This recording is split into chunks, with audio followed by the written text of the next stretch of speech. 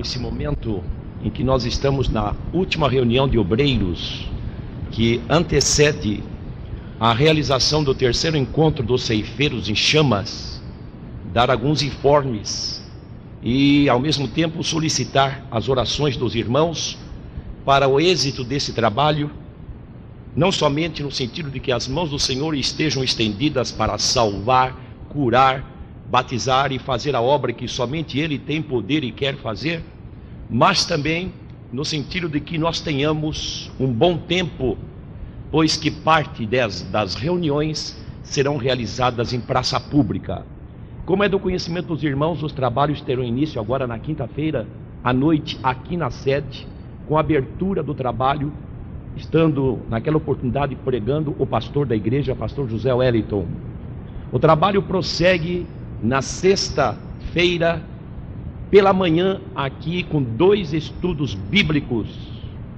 À tarde será inteiramente livre para que os irmãos, ao terminar a reunião pela manhã, possam ir para os seus lares, ter o seu almoço, depois se prepararem para estarem na sexta-feira à noite lá no Vale do Anhangabaú, quando às 19 horas terá início aquela reunião e a pregação da palavra de Deus através do pastor Bernardo Johnson. A mesma programação será realizada no sábado, trabalhos pela manhã, manhã missionária, à tarde livre e à noite todos no Vale do Anhangabaú novamente para um grande culto a Deus. O trabalho prossegue no domingo. Pela manhã não vai haver nenhuma programação do trabalho. O tempo será livre para a realização das escolas dominicais, porém à tarde, com início às 14 horas, terá lugar no Vale do Anhangabaú novamente o encerramento desse terceiro encontro dos ceifeiros em chamas, que, como é do conhecimento dos irmãos, aqui estão os obreiros, esse trabalho foi criado pelos irmãos. Foi a Confradesp quem criou esse trabalho, visando 4 diretrizes: evangelismo, despertamento, missões e integração. Capital, interior, interior, capital. Portanto, fica aqui esta nossa palavra no sentido de que haja realmente uma grande participação, não somente dos irmãos aqui da capital, mas também do interior, porque esse trabalho não é só da capital, é da Confradesp, e para que os objetivos da criação desse trabalho sejam plenamente cumpridos. Está se esperando muitas almas a serem salvas. Toda a programação está sob controle. Nessa semana, os irmãos passando aí em diversas avenidas aqui da Grande São Paulo, vão observar alguns outdoors, com alguns dizeres alusivos a esse trabalho, por emissoras de rádio e também através de serviço de som, carros, volantes andando pela rua, folhetos, faixas, enfim, tudo que pode ser feito dentro de uma programação para que haja êxito do trabalho, isto foi feito. O que nós estamos esperando, irmãos, é oração, buscar a Deus para que Deus faça uma grande obra.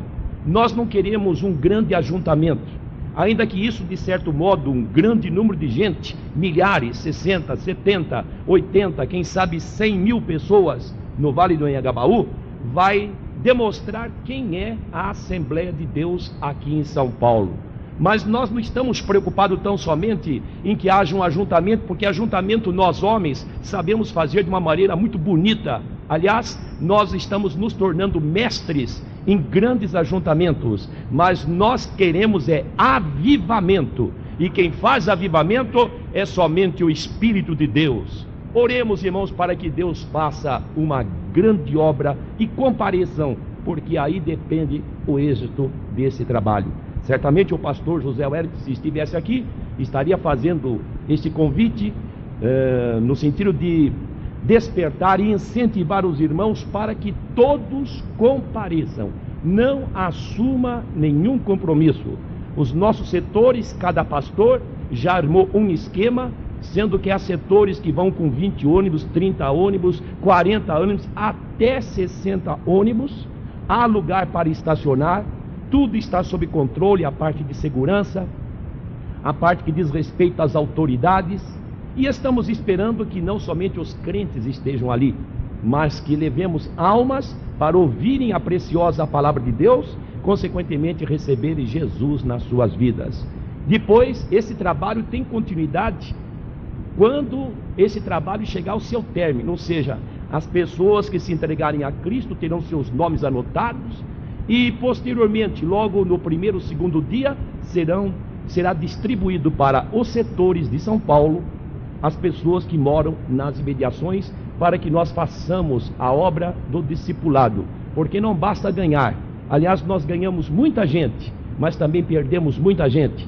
Aliás, a Assembleia de Deus é a igreja que mais ganha almas e é a que mais perde almas. Num trabalho em que a gente ganha 100, somente chega ao batismo 10. E 3 anos depois, somente tem 5 na igreja. Então nós jogamos sempre 95% fora. Vamos trabalhar para que esse trabalho, pelo menos, nós conservemos, quem sabe, 40%, 50% das almas que entregarem sua vida para Jesus. Meus amados irmãos, era este informe sobre o trabalho dos ceifeiros em chamas, e eu convido a atenção dos irmãos para que abramos as nossas Bíblias. No segundo livro de Crônicas, no capítulo de número 32. Segundo livro de Crônicas, capítulo 32.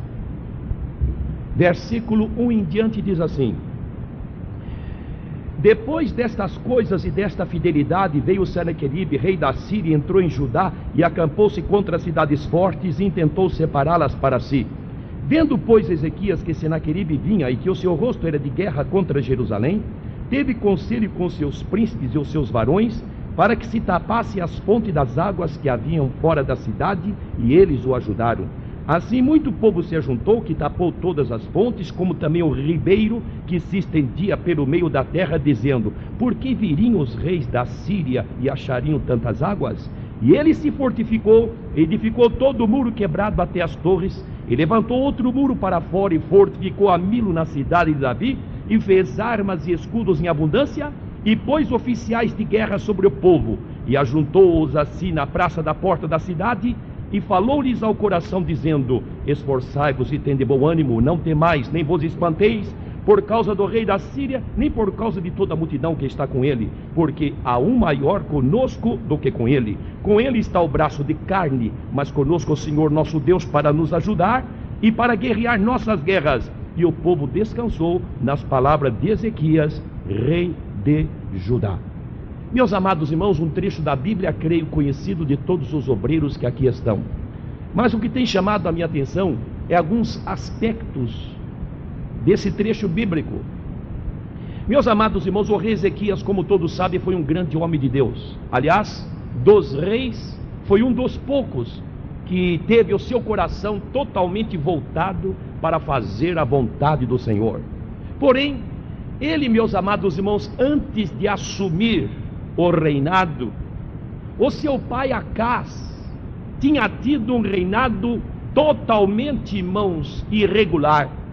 Tinha praticamente deixado o povo fora do caminho do Senhor, tinha enchido de ídolos, e diz a Bíblia que o povo havia mesmo até se desviado. No segundo livro de Crônicas, só para nós termos uma ideia qual foi a circunstância em que ele assumiu o reinado, veja no capítulo 28 desse mesmo livro, versículo 1 a 5, o que é que se passava naqueles dias. 28, 1 a 5. Tinha Acás 20 anos de idade quando começou a reinar, e 16 anos reinou em Jerusalém, e não fez o que era reto aos olhos do Senhor, como Davi seu pai. Antes andou nos caminhos dos reis de Israel, e demais disso fez imagens fundidas a Baalim. Também queimou incenso no vale do filho de Inom, e queimou a seus filhos no fogo, conforme as abominações dos gentios, que o Senhor tinha desterrado de diante dos filhos de Israel. Também sacrificou e queimou incenso nos altos e nos outeiros, como também debaixo de toda a árvore verde. Pelo que o Senhor seu Deus o entregou na mão do rei dos Sírios, os quais o feriram e levaram dele em cativeiro uma grande multidão de presos que trouxeram a Damasco. Também foi entregue na mão do rei de Israel, o qual o feriu com grande ferida. Meus amados irmãos, que situação difícil. Se continuarmos a leitura, no versículo 23 desse mesmo capítulo, diz assim: porque sacrificou aos deuses de Damasco que oferiram, e disse: visto que os deuses do rei da Síria os ajudaram, eu lhes sacrificarei para que me ajudem a mim, porque eles foram a sua ruína, porém eles foram a sua ruína e de todo Israel. E ajuntou a casa os vasos da casa do Senhor, e fez em pedaços os vasos da casa de Deus, e fechou as portas da casa do Senhor, e fez para si altares em todos os cantos de Jerusalém. Fechou a porta, quebrou o vaso, encheu de ídolo, e o povo ficou, irmãos, completamente afastado. Foi exatamente nesta circunstância, casa fechada, abandonada, cheio de ídolos, povo servindo aos outros deuses, que Ezequias assumiu o reinado. E diz aqui o trecho bíblico, meus amados irmãos, que ele, quando assumiu o reinado, capítulo 29, vamos para o capítulo 29, estamos fazendo uma recapitulação para pegarmos o fio da meada, como diz. No capítulo 29, diz assim: tinha Ezequias 25 anos de idade quando começou a reinar, e reinou 29 anos em Jerusalém. Vamos ver o que foi que ele fez? No versículo 2 diz assim: e fez o que era reto aos olhos do Senhor, conforme a tudo quanto fizera Davi seu pai. Ele, no ano primeiro do seu reinado, no mês primeiro, abriu as portas da casa do Senhor e as reparou. Primeira coisa, ele abriu a porta, reparou a porta, para que o povo tivesse acesso dentro do templo. Mas não ficou por aí não. Continua, meus amados irmãos, no verso 4 e 5. E trouxe os sacerdotes e os levitas, e os ajuntou na praça oriental, e lhes disse: ouvi-me, ó levitas, santificai-vos agora, e santificai a casa do Senhor Deus de vossos pais, e tirai do santuário a imundícia. Ele ajuntou os sacerdotes que estavam espalhados, convocou o ministério, convocou os obreiros, e disse: vamos tirar a imundícia. Só que antes de tirar a imundícia, vamos primeiro nos santificar. Primeiro vamos pregar para nós, e depois vamos pregar para o povo. Vamos viver primeiro aquilo que nós vamos pregar. E depois ele continuou, diz o versículo de número 10: agora me tem vindo ao coração que façamos um concerto com o Senhor Deus de Israel, para que se deside de nós o ardor da sua ira. Fez um concerto com Deus. Continua, meus irmãos, no versículo 20 em diante, que ele restabeleceu o culto. Continua mais para frente dizendo que ele voltou a celebrar a Páscoa, que fazia muito tempo que o povo não celebrava. E assim vai indo, irmãos, termina no capítulo 30, verso 26, depois de todas aquelas reformas, depois de tirar todas as abominações, depois de fazer com que os obreiros se santificassem, e depois viesse pregar a santificação ao povo. No capítulo 30, verso 26, diz assim: e houve grande alegria em Jerusalém, porque desde os dias de Salomão, filho de Davi, rei de Israel, tal não houve em Jerusalém. Irmãos, o povo ficou alegre, o povo voltou a servir a Deus, o povo voltou a ter alegria, o povo voltou a se reunir na casa do Senhor. A santificação tomou o lugar, os ídolos foram tirados, e todo mundo estava dando glória a Deus, porque chegou um homem de Deus. E quando chega um homem de Deus num determinado lugar, ele, como tem a comunhão com Deus, ele começa a passar para o povo a comunhão que ele tem com Deus. Glória ao nome do Senhor. Meus amados irmãos, que maravilha se nós terminássemos aqui e a biografia parasse nesse ponto. Mas eu passei depressa sobre esses aspectos que antecederam ele assumir o reinado, os aspectos que marcam o que ele fez como reformador, como homem que pôs o povo dentro do padrão da vontade de Deus, para concentrarmos no assunto propriamente dito. Quando tudo era maravilha, quando o povo estava alegre, quando o povo estava servindo a Deus, já tinham abolido os ídolos, já estavam celebrando a Páscoa, e diz que nunca houve tanta alegria como naqueles dias. quando tudo era alegria. Segundo Crônicas 32 foi a leitura oficial, ponto de partida. Depois destas coisas,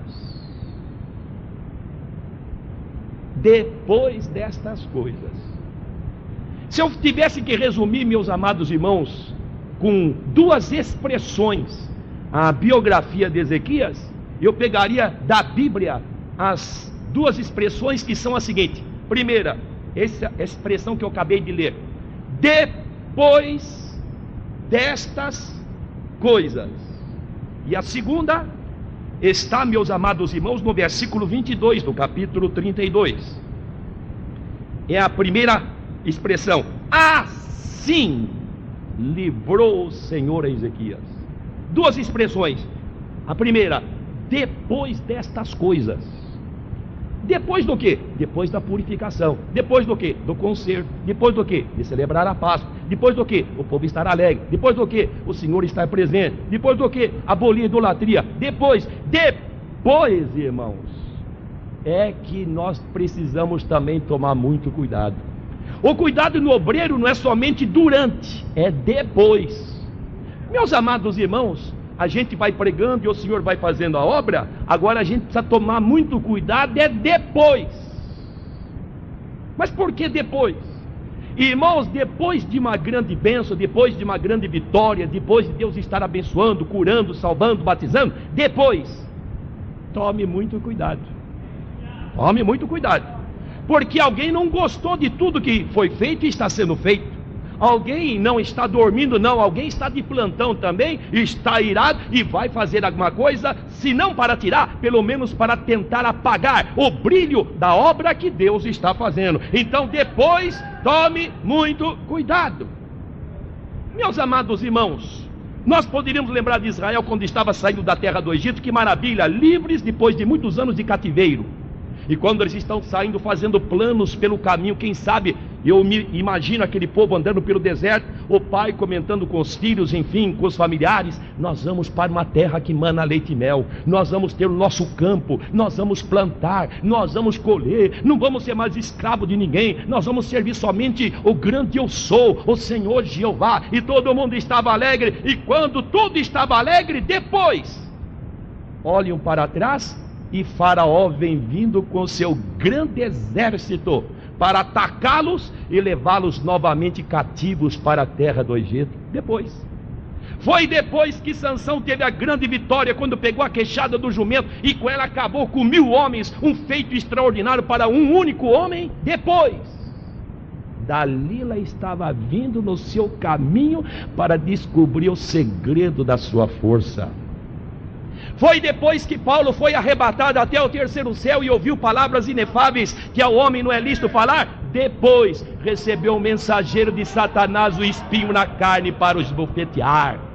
Foi depois que Zacarias entrou no templo e um anjo lhe apareceu e lhe deu a grande notícia do filho que ele teria e a missão do seu filho. Depois ele ficou mudo e só recobrou a voz quando o garoto tinha nascido e ninguém sabia qual era o nome, e aí a sua língua soltou, ele diz: é João.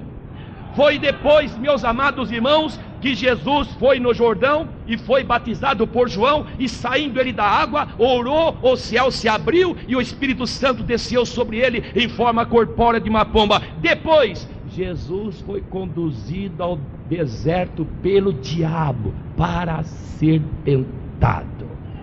Depois tome muito cuidado. Depois, porque o diabo, irmãos, ele vai tentar fazer alguma coisa. Fique vigilante para que a bênção que Deus derramou, ela tenha a sua conservação. Glória ao nome do Senhor. Depois, mas meus amados irmãos, quando chegou o inimigo, aqui o Senaqueribe, sabe o que foi que ele procurou fazer? Eu tive curiosidade de anotar. A primeira coisa que ele tentou fazer, versículo de número 1: depois destas coisas e desta fidelidade, veio Senaqueribe, rei da Síria, e entrou em Judá e acampou-se contra as cidades fortes. Ele não foi se preocupar com o povo lá, pobre da terra, contra as cidades fortes. Irmãos, contra quem principalmente é a luta de Satanás para ver se tenta derrubar em primeiro plano? Irmãos, são aqueles que estão à frente, que têm responsabilidade. Porque o diabo sabe, irmão, se ele conseguir me derrubar, se ele conseguir te derrubar, ele não somente leva um, provavelmente ele vai levar um grupo junto. Porque muita gente, ainda que a gente prega que ninguém deve estar olhando para mim nem para você, mas olhando para Jesus, muita gente está ali naquela fé, olhando a gente pregar e aquela coisa, e um escorregão de minha parte, de sua parte, pode ser que outros escorreguem junto. Por isso diz a Bíblia: guarda-te na presença do Senhor. Fui lá pela nossa vida e pela doutrina, diz a palavra do Senhor, glórias a Deus. Irmãos, Satanás procura atacar em primeiro plano os líderes. Quando Nabucodonosor, rei de Babilônia, entrou em Jerusalém, diz o segundo livro de Reis, que ele não se preocupou com o povo pobre da terra que estava na periferia. Sabe quem foi, irmãos, que ele atacou e levou cativo? As pessoas que tinham assim uma certa importância na sociedade, as pessoas que tinham uma profissão, pessoas que tinham recursos financeiros. E diz lá o segundo livro de Reis, no capítulo 24, deixou somente o povo pobre da terra. Você não vou levar isso daí, eu vou levar gente que tem importância, gente que tem dinheiro, gente que tem profissão, gente que pode ser útil de uma ou de outra maneira. Deixou somente o povo pobre da terra. Irmãos, o diabo procura atacar primeiramente os líderes. Que Deus nos ajude, glória seja dada ao nome do Senhor. Eu me lembro que Pedro e meus amados irmãos eram um líder, como todo mundo sabe. E Pedro ficou tão desanimado depois que Jesus tinha ido até a cruz. E lá um dia ele diz: eu vou pescar, vou voltar para a minha vida antiga, vou pescar. E a Bíblia diz, e outros disseram também, nós vamos contigo. Ele diz, eu vou pescar, outros disseram, nós vamos contigo também. Ele fracassou e levou alguns e junto com ele no fracasso também. Que Deus nos ajude, irmãos, glória seja dada ao nome do Senhor. Mas diz aqui também que ele, meus amados irmãos, não somente acampou-se contra as cidades fortes, intentou separá-las para si. O negócio do inimigo é separação. Alguém disse que ele sabe fazer conta somente de diminuir. Não, ele sabe multiplicar, ele sabe dividir, ele sabe somar e ele sabe diminuir. Ele sabe fazer as 4 operações. O negócio dele é matar, roubar e destruir. Ele quer a separação. E quando o povo de Deus ficar separado, ele diz, agora está para mim, achei brecha. E achando brecha, ele vai fazer a obra dele, que é somente matar, roubar e destruir. Mas se nós estivermos unidos, como diz o Salmo 133, ó, quão bom e quão suave é que os irmãos vivam em união. É como o óleo que desce sobre a cabeça, desce sobre a barba de Arão, porque ali ordena o Senhor a bênção e a vida para sempre, glórias a Deus. A igreja, quando está unida, ela se torna uma potência nas mãos do Senhor. A igreja que começou em Jerusalém com quase 120 no dia de Pentecostes. Na primeira pregação foi quase 3.000. Quase 3.120. Na segunda pregação, quase 5.000. Então quase 8.120 pessoas. E quando era quase 8.120 pessoas, diz o livro de Atos no capítulo 4. E a multidão dos que criam estavam juntos. E era um só o coração e a alma do que criou. Aquela igreja era tão poderosa que quando ela orou certo dia, até tremeu o lugar. E todos foram cheios do Espírito Santo, glórias ao nome do Senhor. Intentou separá-las para si. Mas, meus amados irmãos, a nossa luta não é contra o homem. A nossa luta não é contra pessoas, Antônio, Manuel, João, Pedro, Maria, Joana, não é contra pessoas. A nossa luta é contra os principados, contra as potestades que estão nos lugares celestiais. Satanás, muita gente prega que ele está no inferno. O inferno não foi ainda nem ocupado por ele, está sim preparado. Inaugurado não confundiu o inferno propriamente dito com Hades, que é lugar dos espíritos dos falecidos que não tem Jesus como Salvador. Meus amados irmãos, o inferno será um dia inaugurado. Mas afinal de contas, se Satanás não está ali, aonde ele está? Ele está nas regiões celestes. E olha, ele conserva até um certo relativo acesso a Deus para me acusar e te acusar de dia e de noite. E a maior prova aquele acusador é que à direita do Pai há um advogado, Jesus Cristo justo, que é a propiciação pelos nossos pecados, diz a Bíblia. A nossa luta é contra ele, irmãos. Ele procura de uma ou de outra maneira, e muitas vezes ele escala um espírito para me seguir, um espírito para te seguir. Ele sabe quais são os meus pontos fracos e os teus pontos fracos. E quando ele escala um demônio para me seguir, ele procura escalar um demônio que sabe as minhas fraquezas e as tuas fraquezas. Mas se nós estivermos em comunhão com Deus, cobertos com o sangue de Jesus, haja quantos demônios houver, a vitória será nossa. Mas diz aqui, meus amados irmãos, que ele tomou algumas atitudes que eu achei boa, e é um ensino para a minha vida e para a tua vida. Quando ele viu que o inimigo chegou, que estava atacando cidade forte, e queria separar um do outro, ele disse: espera aí, eu tenho que tomar providências, eu tenho que armar uma estratégia para enfrentar esse inimigo aí. E é aqui que eu quero me deter um pouco. Diz aqui, meus irmãos, versículo de número 3, o que foi que ele fez? É o que eu e você devemos fazer. Teve conselho com os seus príncipes. Ele diz: eu vou fazer aquilo que está dando na minha cabeça. Eu sou mesmo pastor da igreja, eu sou pastor responsável, eu sou pastor presidente, eu vou fazer o que dá na minha cabeça. Não, eu vou consultar aqueles homens que também têm comunhão com Deus, para a gente tomar uma posição nesta guerra.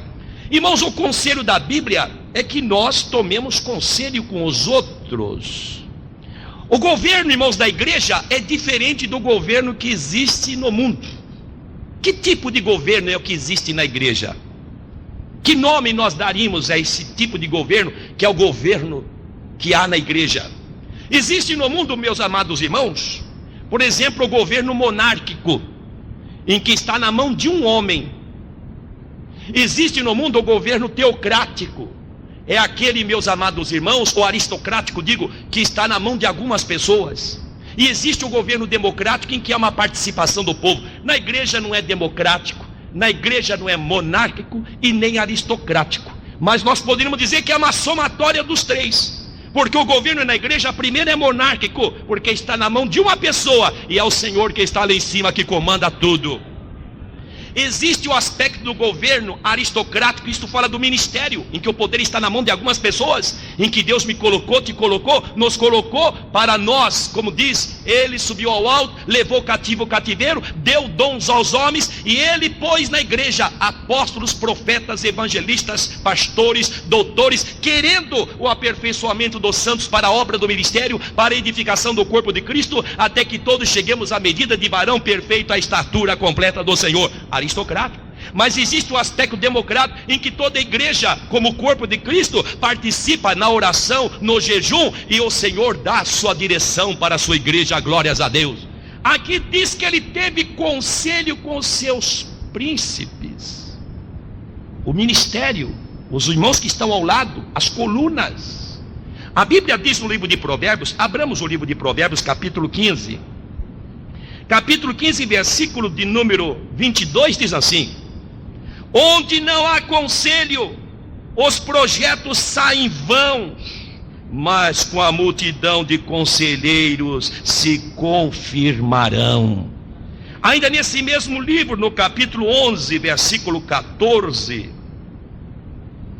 11, versículo 14, diz assim: não havendo sábia direção, o povo cai, mas da multidão de conselheiros a segurança. Nesse mesmo livro, no capítulo 20, verso 18, continua a Bíblia dizendo assim, 20, verso de número 18: cada pensamento com conselho se confirma, e com conselhos prudentes faze a guerra. E finalmente no capítulo 24, versículo 6 deste mesmo livro, diz assim: porque com conselhos prudentes tu farás a guerra, e a vitória na multidão dos conselheiros. Glórias a Deus. Então, irmãos, o que ele fez? Primeira providência: tomou conselho com os seus príncipes. O que nós vamos fazer? O que será que é melhor? Que atitude vamos tomar? Aonde que nós temos que atacar o inimigo? Como que vamos fazer para enfrentá-lo? Reunião, conselheiros, direção, sabe a direção através de conselheiros. Mas não foi somente isso, não ficou somente ali na conversa, não. Agora chegou na hora da atitude, porque conversar, armar planos, colocar até no papel é uma coisa maravilhosa, mas precisa pôr em ação. E diz aqui: teve conselho com os seus príncipes e os seus varões. Primeira atitude, para que se tapasse as fontes de águas que havia fora da cidade. Ele fica todo lá esperando e nós ficamos aqui dentro, sitiado por eles. Vamos tapar as fontes de água. Irmãos, nós temos que tapar fontes de água. Não podemos deixar, meus irmãos, nenhuma oportunidade para que Satanás se apoie e fique, meus amados irmãos, como que querendo nos esbofetear. A Bíblia diz, irmãos, que nós não podemos deixar brechas. Temos que tapar todas as brechas. Temos que tapar a brecha da carnalidade, a brecha da desunião. E quando estiver tapada, o inimigo pode até chegar, mas ele não vai encontrar apoio nem na minha, nem na sua vida, porque a comunhão que temos uns com os outros e o sangue de Jesus a nos purificar, ele vai ficar do lado de fora. Glórias ao nome do Senhor. Tapar todas as fontes de água.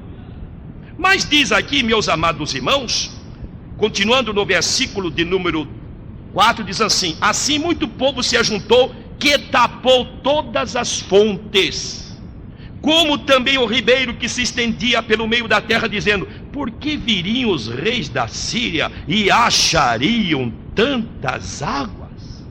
E continuou: e ele se fortificou.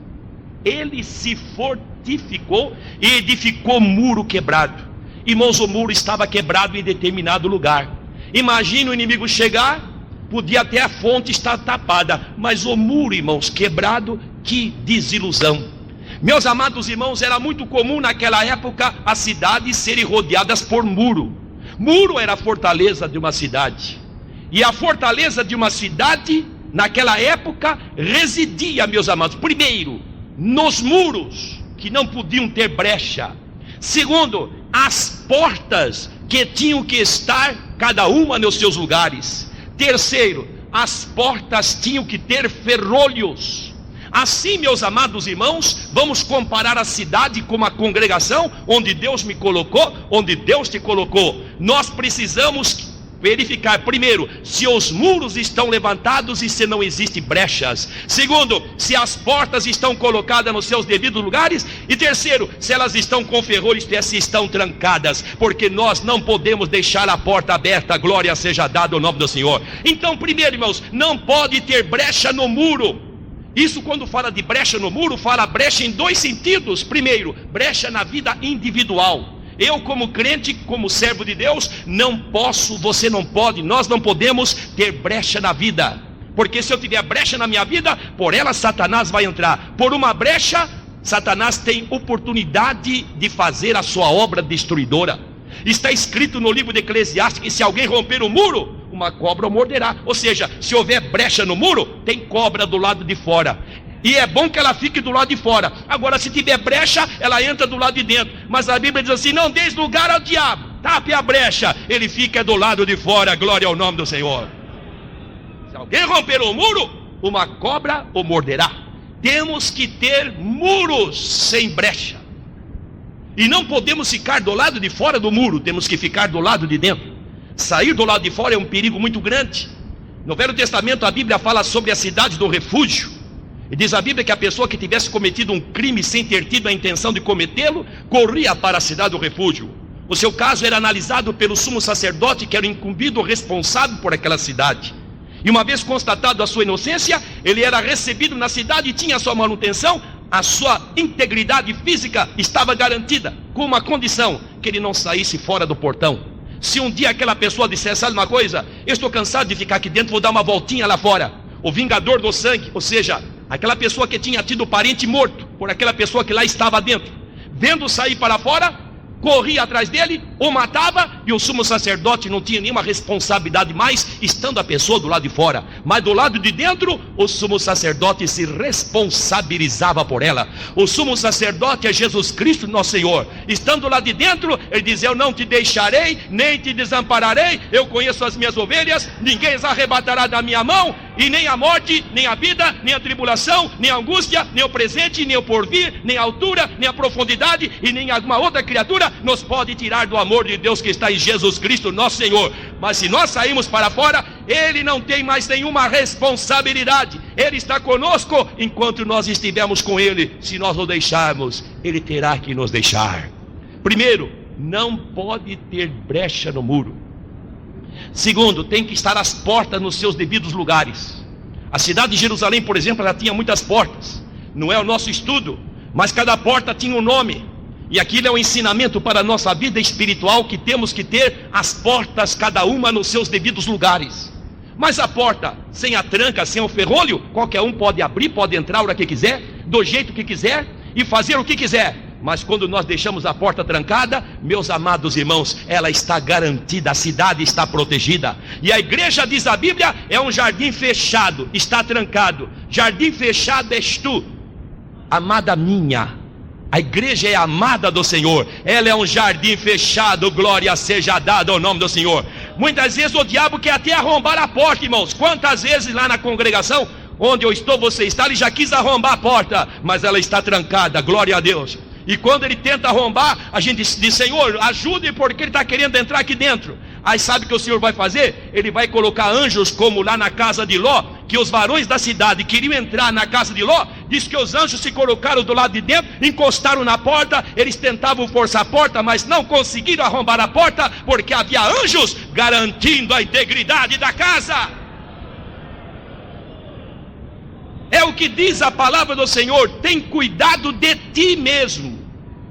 Não deixar brecha na vida, mas também da doutrina, não deixe brecha na doutrina. Não podemos, meus amados irmãos, que nós conservemos os ensinamentos que nós recebemos dos nossos pais na fé. A Bíblia diz assim: não removas os limites antigos que fizeram os teus pais. A Bíblia diz também: não te entremetas com os que buscam mudanças. Nós vivemos uma época de mudanças, e principalmente a nossa Assembleia de Deus vem sendo assolada nos últimos tempos por muita gente querendo colocar mudança, porque parece que já não se conforma mais com aquele método antigo, que aliás era o método que fazia com que a nossa igreja crescesse, onde o batismo com o Espírito Santo era uma realidade e onde a glória de Deus caía de uma forma toda especial. Hoje vivemos uma época de muito barulho e muitos aventureiros que andam por aí, que são pastores, mas que não têm ovelhas e que querem vir ensinar no púlpito das nossas igrejas. Mas que Deus nos ajude, irmãos, que a nossa Assembleia de Deus continue naquela linha antiga que a caracterizou, para que a obra do Senhor e a confirmação do Espírito Santo seja uma realidade. Meus irmãos, ele mandou tapar, ali diz a Bíblia, o muro quebrado. Mas levante não é um pouquinho só não, levante até a torre, bem alto. Não deixe ele baixo não, porque o inimigo pula do mesmo jeito. Levantar o muro até a torre, bem alto. Mas não fez somente isso não, irmãos. Verso 5: ele se fortificou. Ele se fortificou. Meus amados irmãos, ele por si diz: eu preciso estar forte porque a luta é grande e o povo está esperando o meu comando. Nós precisamos, irmãos, nos tornar forte. O obreiro, irmãos, tem que se fortificar no Senhor, fortificar-se na graça, fortificar-se com a palavra, fortificar-se na comunhão com Deus, fortificar-se, meus amados, nas experiências, na realidade espiritual, porque evangelho não é teoria, evangelho é ouvir a voz de Deus, evangelho é sentir o toque da mão de Deus, evangelho é sentir a vida de Cristo em nós, esperança da glória. E quando o obreiro está forte, ele começa a repartir e transmitir a firmeza que está nele para o povo que está ali a ouvir. Se nós estamos dirigindo uma congregação que tem 50 pessoas, existe 100 olhos olhando para mim e para você. O que é que eu falo? O que eu vivo? Eles esperam de nós. Glória seja dada ao nome do Senhor. O obreiro tem que se fortificar. Ele se fortificou. Edificou o muro quebrado até as torres, levantou outro muro para fora, fortificou a Milo na cidade de Davi, fez armas e escudos em abundância. Por que ele fez? Para colocar na mão do povo. Irmãos, nós precisamos armar o povo. Mas como? Irmãos, ensinando a palavra de Deus.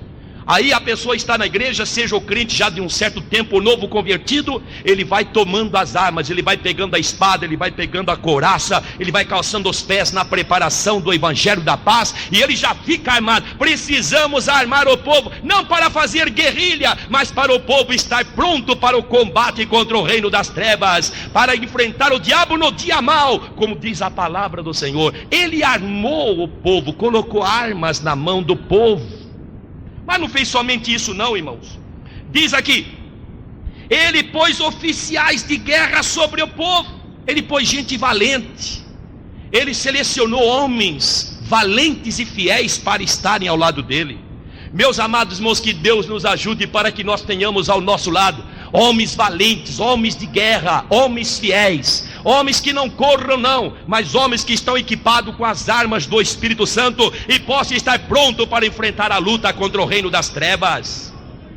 E depois que ele levantou, tapou o muro, ele se fortificou, ele pôs armas na mão do povo, ele selecionou obreiros fiéis e valentes. Chegou a hora da pregação. Ajuntou o povo tem que estar junto. Irmãos, ajuntar o povo, nós devemos ajuntar o povo primeiro ao redor de Jesus. Segundo, ao redor do ministério por ele constituído. Mas por que ao redor de Jesus? Porque às vezes o obreiro pode ajuntar o povo ao redor dele. E o dia que ele tiver que ser substituído vai ser, irmãos, um sacrifício terrível.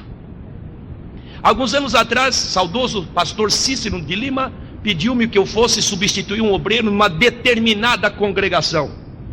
E eu já conhecendo, irmãos, aquela congregação e o povo e o obreiro que ali estava, aquele obreiro, irmãos, tinha posto o povo todinho ao lado dele.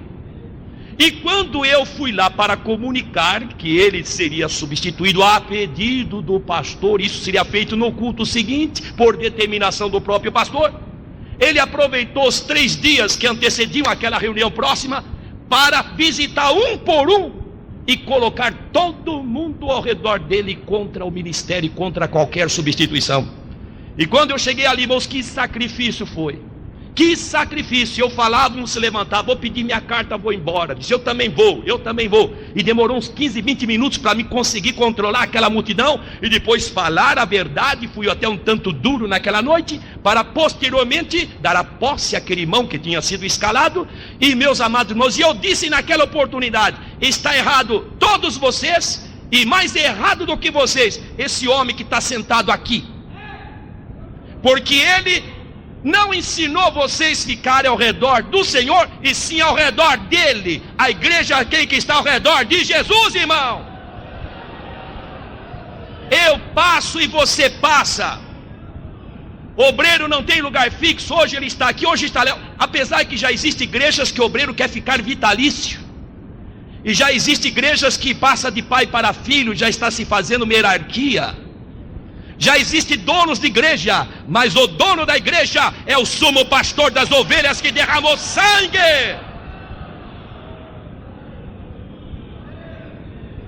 Meus amados, põe a igreja ao redor de Jesus. Um dia você tem que sair, o povo continua porque está ao redor de Jesus, glória a Deus. Se um dia você não vigia e cai, o povo não cai não, porque eles sabem quem tem crido e ficará ao redor do Senhor, glórias a Deus.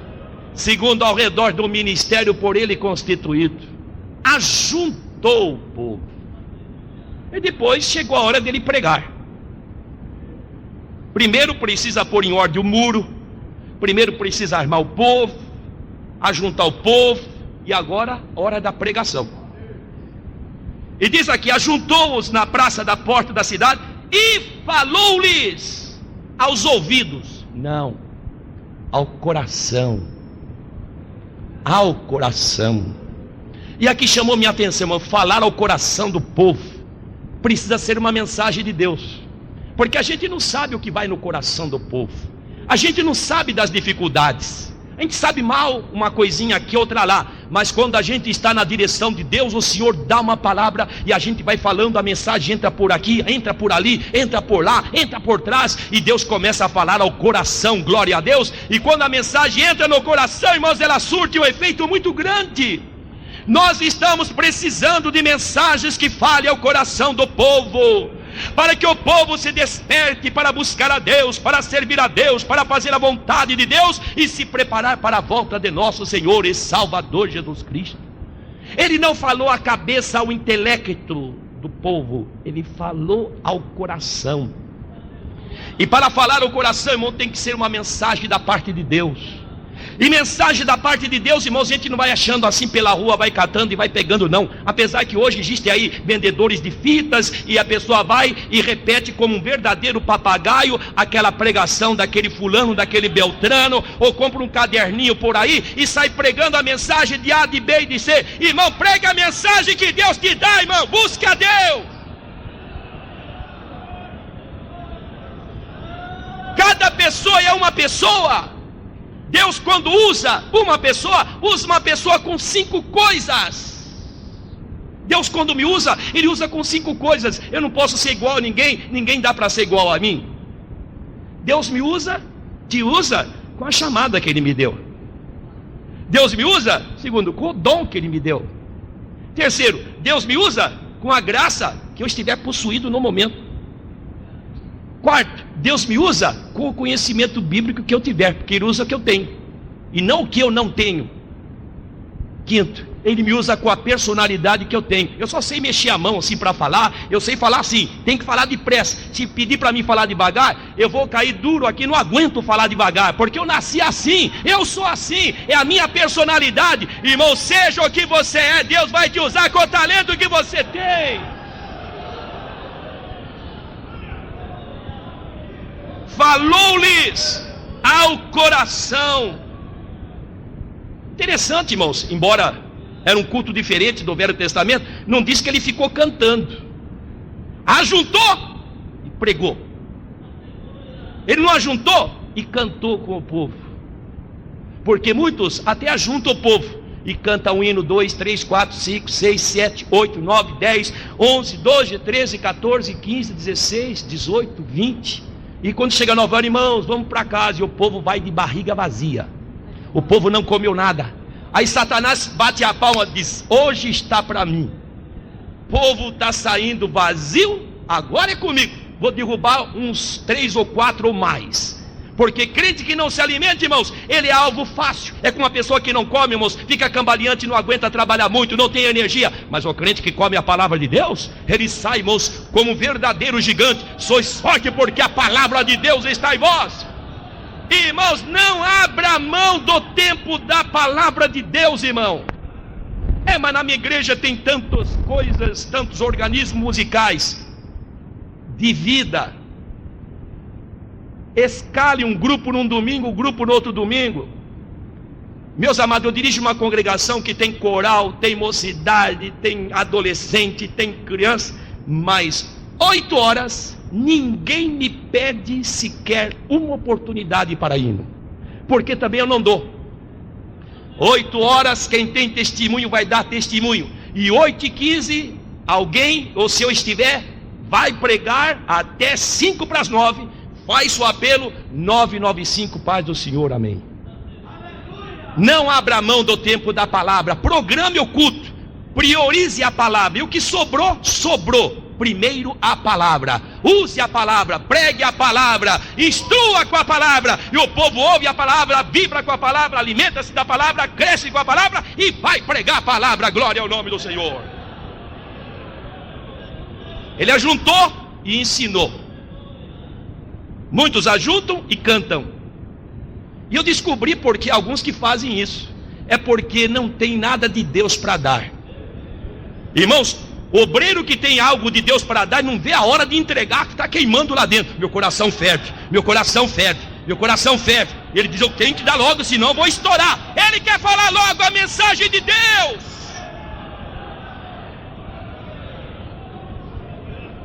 Meus amados irmãos, não abra mão do tempo da palavra, pregue a palavra como ela é. Não fique inventando historinha de A de B. Nós não precisamos. Só a palavra resolve. O Espírito trabalha pela palavra. Pela palavra gera fé. Pela palavra curas acontecem. Pela palavra batismo com o Espírito Santo. Até mesmo a gente às vezes nem ora, mas Deus trabalha pela palavra. Eu tenho visto o Senhor, irmãos, curar no momento em que a palavra está sendo pregada. Eu já vi pessoas, irmãos, ouvir a palavra e sentir mal na garganta, e uma irmã acompanhar até o banheiro, e ela chegar lá e vomitar o câncer com raiz e tudo. De onde veio essa fé? Pela palavra.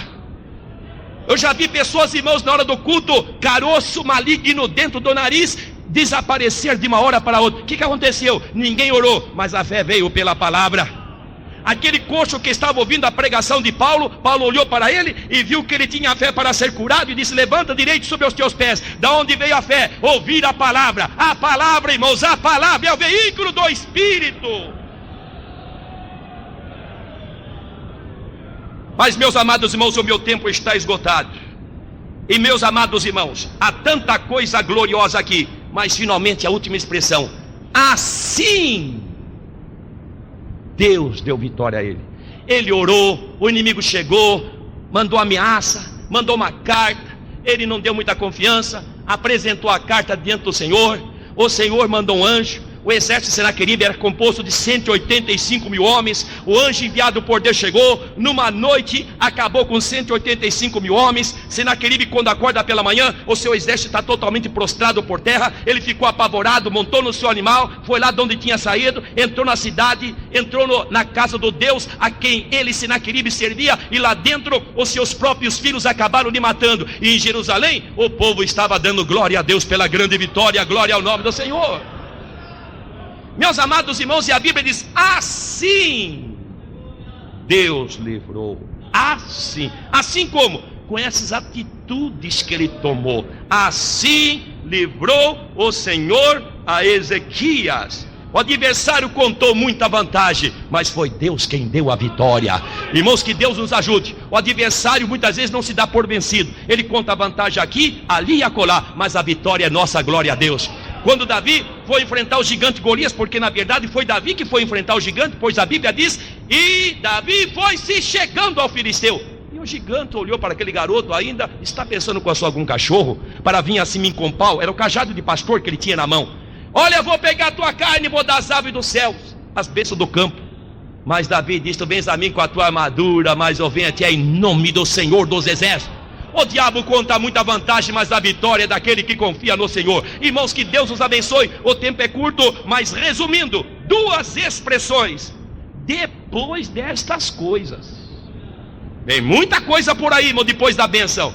Mas, última expressão: assim Deus deu vitória a Ezequiel. Como? Assim, acampando-se, assim, tapando as brechas, assim, levantando o muro, assim, unindo o ministério, assim, pedindo para os obreiros se santificar, assim, pregando para eles pregar, depois que experimentaram o que vão pregar, assim, depois que ele pregou, assim, depois que ele incentivou, assim, depois que ele armou, assim, Deus deu vitória. É assim que Deus vai nos dar a vitória. Deus nos ajude.